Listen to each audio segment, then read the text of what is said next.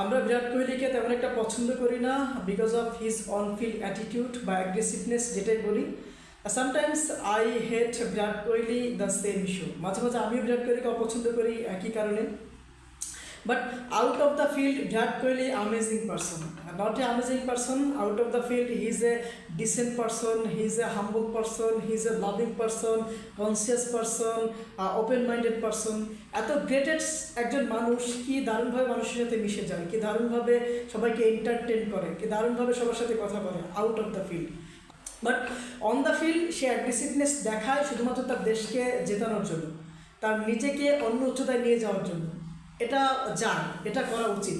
শুধুমাত্র বিরাট কোহলি না, আমি সবসময় তো বলি যে বাংলাদেশের প্রত্যেকটা প্লেয়ারের মধ্যেই এমন অ্যাগ্রেসিভনেস থাকা উচিত, এমন ক্ষুধার্ত থাকা উচিত, মনে হবে যে প্রতিপক্ষকে ধ্বংস করে গুড়িয়ে এই অ্যাগ্রেসিভনেস দেখিয়ে জয় ছিনিয়ে আনা উচিত প্রত্যেকটা প্লেয়ারের। যেটা তানজিম সাকিব করেছিল গত এই বিশ্বকাপে, যেটা সাকিব আল হাসান করেছিল নিধাস ট্রফিতে, যেটা অন্যান্য কিছু কিছু প্লেয়ার মাঝে মাঝে করে, দেখতে বেশ ভালো লাগে। আমার একটা বোধগম্য হয় না যে ওই গোল চত্বরের মাঝে আপনি অ্যাগ্রেসিভনেস দেখিয়ে জয় ছিনিয়ে আনলে এমন কি হবে? ওই গোল চত্বরের মাঝে অ্যাগ্রেসিভনেস দেখালে এমন কি ক্ষতি হবে? পৃথিবীতে কি তৃতীয় বিশ্বযুদ্ধ শুরু হয়ে যাবে? নাকি রাশিয়া আর আমেরিকার যুদ্ধ হয়ে যাবে? নাকি আপনি রোম সাম্রাজ্যের মতো উপমহাদেশ ধ্বংস হয়ে যাবে আপনি যদি অ্যাগ্রেসিভনেস দেখান? কি হবে এমন? কোনো কিছুই হবে না। মানুষ দুই চারটা কথা বলবে, so doesn't matter. Sometimes attitude is everything. মাঝে মাঝে অ্যাটিটিউডই সব কিছু, আপনাকে এটা মেনে নিতে হবে।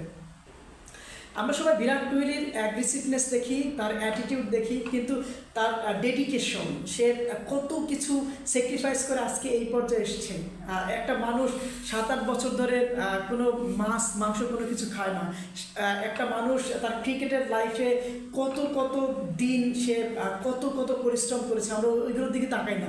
সে ওই পরিশ্রমগুলো করেছে, ওই ডেডিকেশনগুলো করেছে জয় ছিনিয়ে আনার জন্য।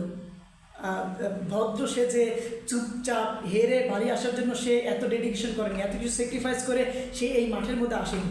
সে জয় করতে আসছে, সে তার দেশকে রিপ্রেজেন্ট করতে আসছে, সে তার দেশকে অন্য উচ্চতায় নিয়ে যেতে আসছে। এই অ্যাগ্রেসিভনেস যায়, এই অ্যাগ্রেসিভনেস চলে। আমি বলবো আমাদের প্রত্যেকটা খেলোয়াড়েরই এই অ্যাগ্রেসিভনেস দেখিয়ে সামনের দিকে চলা উচিত, আমরা জয় ছিনিয়ে আনা উচিত।